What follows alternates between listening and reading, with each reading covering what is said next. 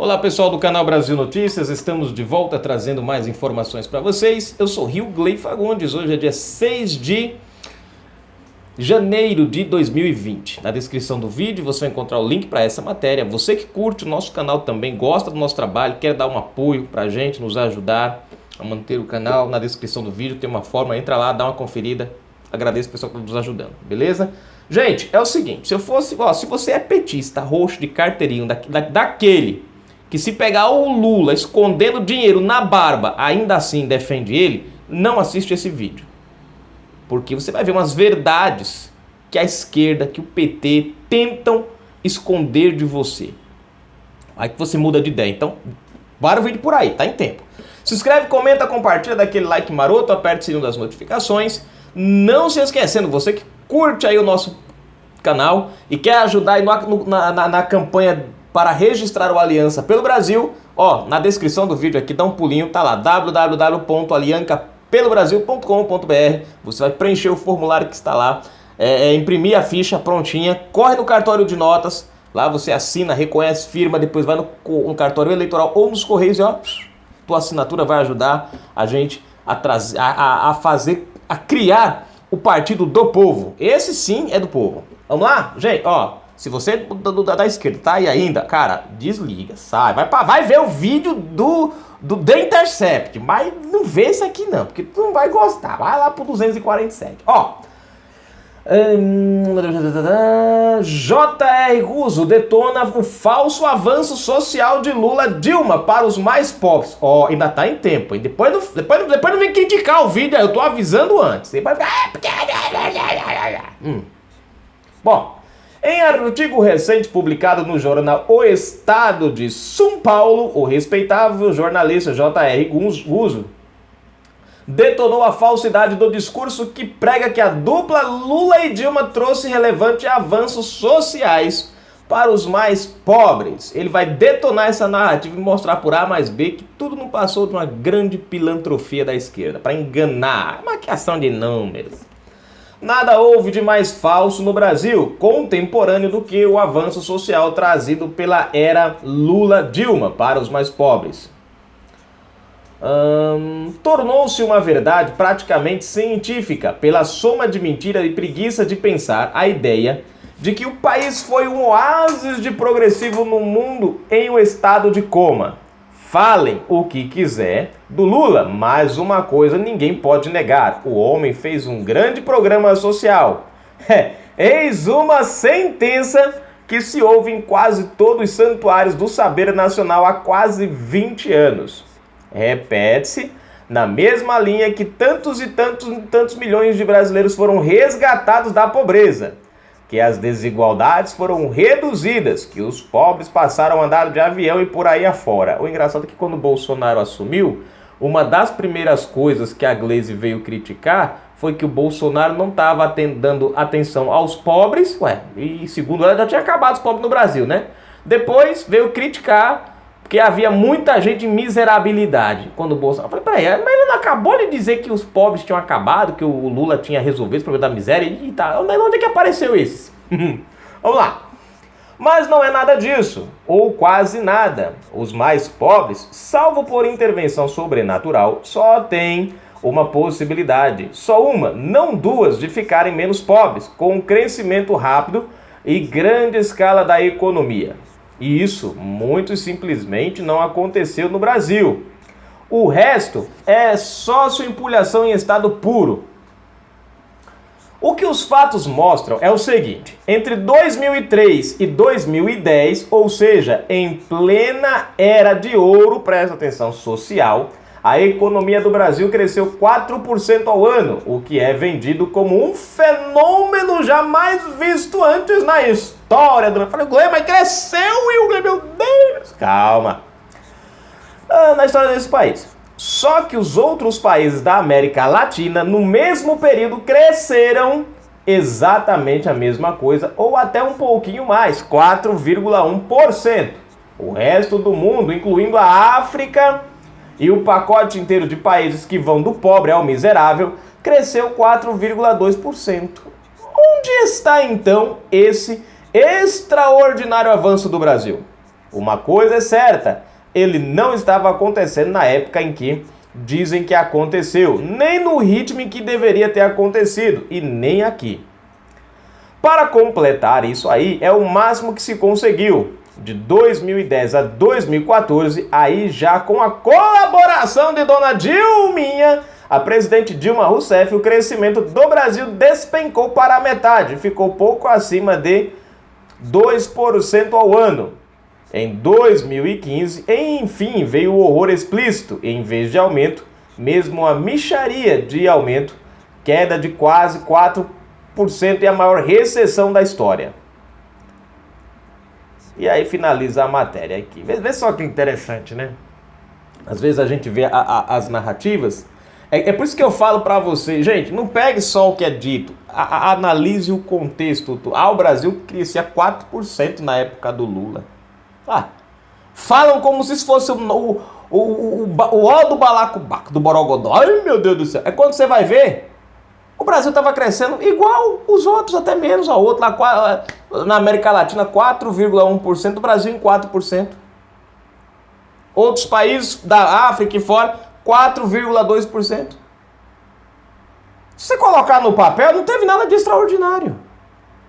Extraordinário foi quando o Dilma assumiu, que aí de 4... Bom, é melhor eu reatificar isso aqui.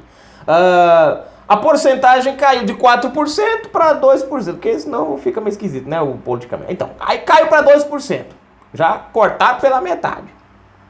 Depois o negócio degringolou mais ainda. Isso sim foi extraordinário. Eles conseguiram pegar um país que estava em pleno crescimento e afundaram ele de ladeira abaixo, né? Porque se você está crescendo 4% ao ano, igual com a média dos outros países, pode não ser o furdunço do Barack, mas é um crescimento. No entanto, eles conseguiram fazer isso despencar literalmente. Então, é importante a gente analisar esses fatos pelo seguinte, porque a esquerda traz uma narrativa como se eles fossem os magos milagrosos que fizeram o Brasil crescer nesse período. Primeiro é bom você analisar que o Brasil já vinha crescendo na mão do Fernando Henrique Cardoso, né, com a questão do plano real, a estabilidade, a economia equilibrada. Você presta atenção que o PT, ele tira todo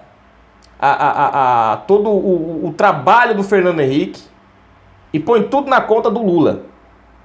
Como se o Lula tivesse pego o Brasil quebrado e consertado o Brasil.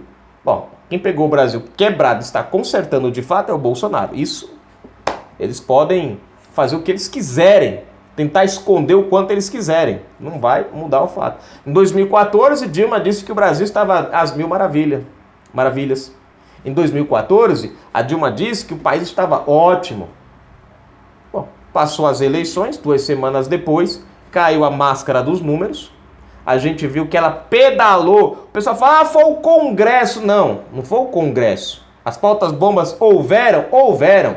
Mas Dilma já tinha cometido o crime de responsabilidade fiscal antes, quando ela usou recursos públicos da União, derivados da União, para encobrir, de uma certa maneira, o rombo que havia no país. Ela tirou de um lugar, usou num setor que não era para usar, para aparentar que estava tudo bem. Quando o Castelo de Areias desabou, aí as pautas bombas vieram. Mas aí quando as pautas bombas vieram, Dilma já tinha cometido, né, o crime de responsabilidade fiscal.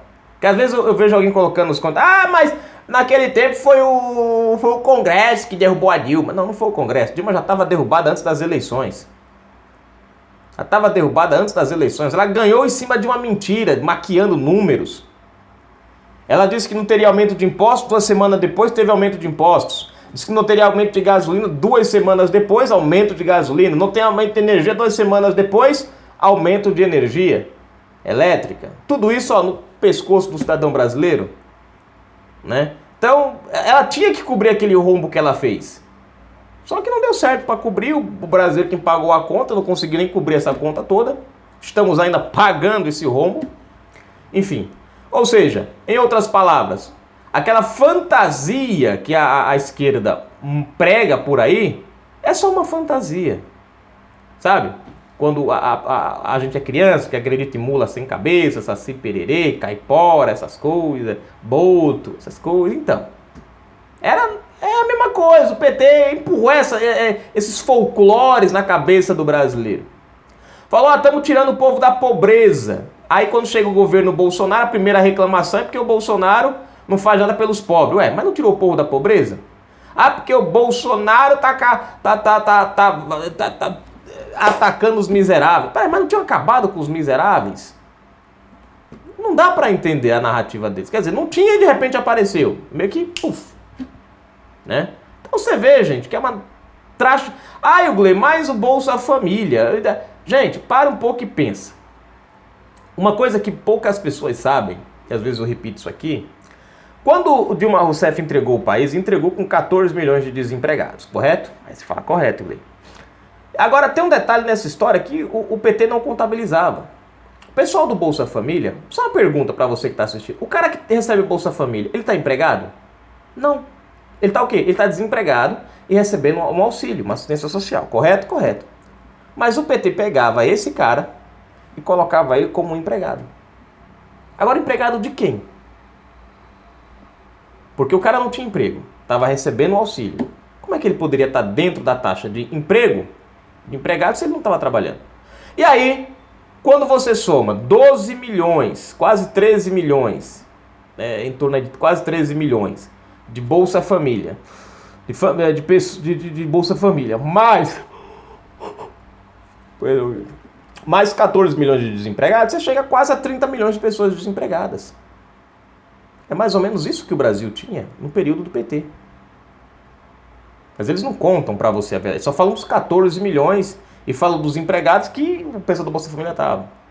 Então não existe crescimento. Pega uma pessoa do Bolsa Família hoje, que recebia Bolsa Família no tempo do Lula, diz pra mim, o que ela tem hoje que mudou a vida dela? O Bolsa Família, o que foi que o Bolsa Família fez com o pobre? Ensinou o pobre a fazer filho. Era você fazendo filho para receber a sua família, fazer filho para receber a sua família. Né? Vendeu a televisão, vamos fazer filho aí, minha filha. Vamos fazer filho, porque cada filho é um aumento do Bolsa Família. Quer dizer, foi isso que o PT fez. Muita gente, né, meteu o aço a fazer filho para ganhar Bolsa Família.